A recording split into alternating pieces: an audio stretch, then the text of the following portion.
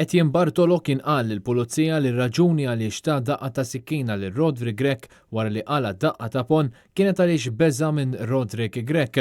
Fil-qorti semma kif Jordan Azzopardi allegatament kellu konnessjoni ma' Roderick Grech, issa suħ li nqatel f'Birkirkara 3 snin ilu. Azzopardi allegatament kien wieħed mill-avranti tiegħu. Jordan Azzopardi kien ix-xut prinċipali tal-ġurnata f'ġuri li ddaħal fit-tielet jum tiegħu fejn Etienne Bartolo li għandu 39 sena u hu minn Birkirkara magħruf bħala l-Vojt jinsab mixli bil-qtil ta' Roderick Grech li kellu 26 sena delitt li seħħ fid-29 ta' Marzu tal-2017.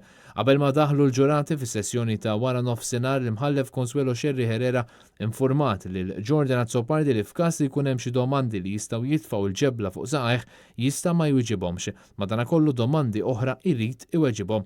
U għal-ewwel ġi muri dokument mill-avukat Francesca Spiteri fisem il-prosekuzzjoni dwar kiri ta' karozza li huwa għaraf li din kienet kirja fuq ismu ta' Ford Fiesta u li kien krija fit-22 ta' Marzu tal-2017. Minn hemm il-qudiem Jordan Azzopardi ddeċida li ma jwieġeb għall-ebda domanda li saritlu lanqas min-naħa tad-difiża dwar min kienet isuq il-karozza fil-lejl tal-qtil.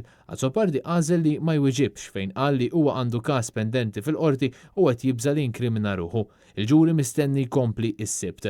Għall-akkużat qegħdin jidhru l-avukati Edward Gatt u Mark Vassallo filwaqt li l-avukati Franco De Bono u Amedeo Scaħija qegħdin jidhru bħala parti ċivili għan-nom tal-vittma. L-avukati Keith Valletta u Francesca Spiteri mill-Uffiċċju tal-Avukat Ġenerali huma l-prosekuturi f'dan il-ġuri.